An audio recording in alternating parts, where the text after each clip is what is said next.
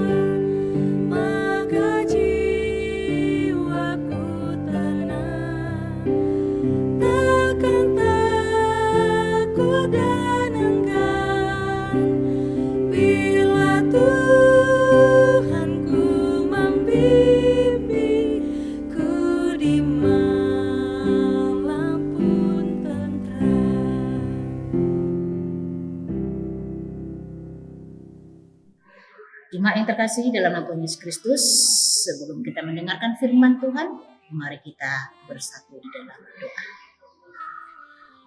Terima kasih Tuhan Yesus Kristus, pada hari ini Tuhan masih memberikan kesempatan yang begitu indah kepada kami, sehingga kami dapat melakukan segala aktivitas kami, dan akan kami melakukannya. Biarlah Tuhan yang selalu mengajari kami dan melindungi kami. Biarlah Tuhan yang selalu menjauhkan bagi kami segala mara bahaya, sehingga apa yang kami lakukan, apa yang kami kerjakan berkenan di hadapan-Mu. Ajari kami Tuhan sesuai dengan firman. Bersabdalah Engkau ya Tuhan, sebab kami akan mendengarkan firman. Di dalam Tuhan Yesus Kristus kami berdoa. Amin. Saudara-saudari yang terkasih dalam nama Tuhan Yesus Kristus, firman Tuhan yang menyapa kita pada pagi hari ini yang diambil dari Mazmur pasal 141 ayat yang ke-8. Beginilah firman Tuhan. Tetapi kepadamulah ya Allah Tuhanku, mataku tertuju, padamulah aku berlindung, jangan campakkan aku. Di bahasa Batak dikatakan, Aitu hodo ale Jahuba Tuhaku, manaili mataku, marhaposan tuho doau, unang tung duruson osake. Jemaat yang terkasih, di dalam nama Tuhan Yesus Kristus, arahkanlah pandanganmu kepada Tuhan. Firman Tuhan mengajak kita supaya kita tetap mengarahkan pandangan kita kepada Tuhan. Apapun masalahnya, apapun persoalannya, perkara apapun, pergumulan apapun yang kita hadapi, Tuhan mengingatkan kita, tetaplah menengadah kepada Tuhan. Bapak Ibu terkasih, apalagi di zaman kita sekarang ini, perkembangan zaman yang sangat cepat.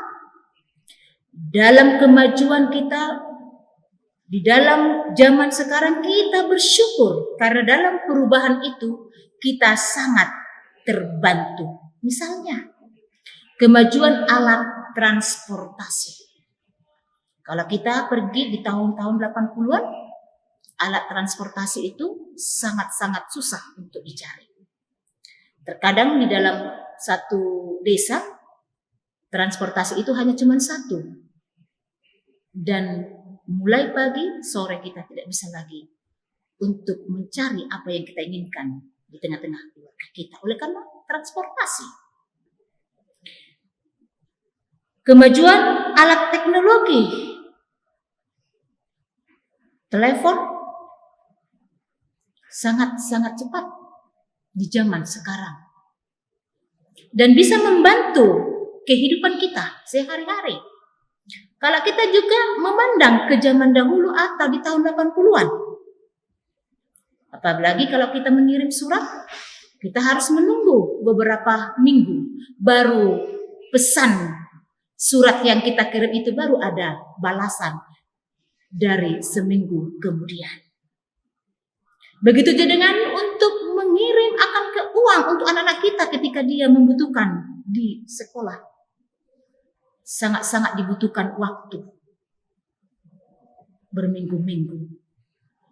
Sekarang, zaman sekarang ini, tinggal ambil HP, kita bisa langsung cepat memberikan kabar dan juga mentransfer apa yang diinginkan apa yang diminta oleh anak kita.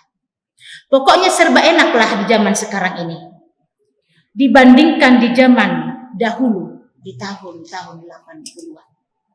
Oleh karena itu Bapak Ibu saudara-saudara yang terkasih dalam nama Tuhan Yesus Kristus, tetapi ingat, di dalam era kemajuan zaman yang serba canggih, tetaplah waspada dan lebih berhati-hati.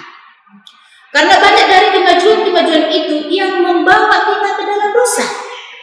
Seperti maraknya judi online yang bisa merugikan, bukan merugikan diri sendiri, bisa merugikan keluarga. Dan juga dampak di dalam dosa. Maraknya penipuan-penipuan, berbagai macam hiburan duniawi yang mengarahkan manusia jatuh ke dalam dosa. Bapak Ibu, sama seperti pemazmur, banyaknya godaan-godaan yang dia hadapi. Banyak ancaman, banyak godaan di sekitarnya yang bisa menarik dia ke dalam dosa. Banyak tawaran, godaan untuk memuaskan hasrat duniawinya. Itulah yang dirasakan oleh Raja Daud ketika dia jatuh ke dalam dosa oleh karena wanita yang cantik. Karena dia tidak bisa menguasai dirinya, sehingga dia jatuh ke dalam dosa. Oleh karena dia menjadi raja, dia tidak bisa mengandalkan kekuatan Tuhan dan mengandalkan kekuatannya sendiri. Dia jatuh di dalam dosa. Oleh karena itu Raja Daud mengatakan bagaimana cara Daud supaya tak terjatuh kedua kalinya ke dalam dosa. Bagaimana caranya untuk menghindari godaan-godaan tersebut dari dunia ini? Dia mengarahkan matanya kepada Tuhan. Karena Tuhan adalah perlindungannya. Itu yang dikatakan tadi dalam Mazmur 141 ayat 8. Tetapi kepadamu lah ya Allah Tuhanku, mataku tertuju. Padamu lah aku berlindung. Jangan campakkan aku. Bapak Ibu terkasih dalam nama Tuhan Yesus Kristus, pusat perhatiannya dari godaan-godaan itu menjadi kepada Tuhan.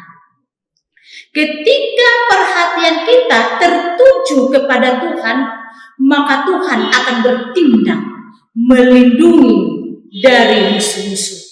Ketika Tuhan Allah menjadi tujuan kita, Ia akan menguatkan kita untuk bertahan. Dalam kemajuan zaman saat ini, tentunya bisa mengakibatkan kita terperosok untuk menikmati hasrat duniawi. Kita diingatkan melalui firman Tuhan ini bahwa kekuatan mengalahkan segala bentuk godaan apapun yang muncul dalam kehidupan kita adalah arahkanlah perhatianmu kepada Tuhan. Tetaplah mengadah kepada Tuhan. Walaupun zaman ini semakin modern, zaman ini bisa menggilas kita. Zaman ini bisa membawa kita di dalam dosa yang berlalu-lalu. Tetapi firman Tuhan pada pagi hari ini mengajak kita dan mengingatkan kita tetaplah menengadah kepada Tuhan. Di zaman sekarang ini kita terus tetap berhati-hati supaya kita tidak terperosot ke dalam dosa. Bapak, Ibu, saudara-saudara yang terkasih di dalam Yesus Kristus, berikanlah hidup dan pikiran untuk dikendalikan dan diarahkan oleh Tuhan, supaya kita selamat dan sampai ke garis finish yang sudah dijanjikan Tuhan. Jangan biarkan kemajuan melanda kita. Jangan biarkan kemajuan ini menjauhkan kita dari Tuhan. Jangan biarkan pergumulanmu. Jangan biarkan oleh karena apa yang kamu inginkan tidak ada jawaban menggilas dan membawa kita ke dalam dosa. Tetapi menengadahlah kepada Tuhan lewat komunikasi, doa di dalam iman kepercayaan kita. Amin. Mari kita berdoa. Terima kasih Tuhan, pada hari ini Engkau mengingatkan kami tentang firman-Mu yang mengajari kami supaya kami tetap menengadah kepadamu. Apapun persoalan kami, apapun yang kami rasakan di dalam hidup kami, firman-Mu mengingatkan kami supaya kami tidak terfokus di dalam duniawi, tetapi kami mengingat Engkau bahwa Tuhan ada beserta kami. Berkati kami ya Tuhan, lindungi kami, ajari kami untuk melakukan setiap pekerjaan kami di dalam hidup kami, melakukan sesuai seturut dengan kehendak-Mu dan menjauhkan segala larangan yang tidak Engkau inginkan. Biarlah kekuatan yang daripada-Mu ya Tuhan, kami melakukannya sesuai dengan kehendak-Mu. Ajari kami ya Tuhan, supaya kami bisa menjadi berkat. Ajari kami supaya kami bisa membawa damai di tengah-tengah kehidupan kami sehari-hari, terlebih dahulu di tengah-tengah keluarga kami. Bersabdalah Engkau ya Tuhan di dalam perjalanan hidup kami. Biarlah firman-Mu yang berkenan di dalam hati dan pikiran kami. Terima kasih Tuhan Yesus Kristus. Pada hari ini kami mau memulai aktivitas kami. Biarlah Engkau yang selalu mendahulunya dan menjauhkan bagi kami segala mara. Terima kasih Tuhan, segala dosa dan pelanggaran kami yang telah kami perbuat, kiranya ampunilah kami Tuhan. Di dalam nama-Mu Tuhan Yesus Kristus kami berdoa dan mengucap syukur. Amin.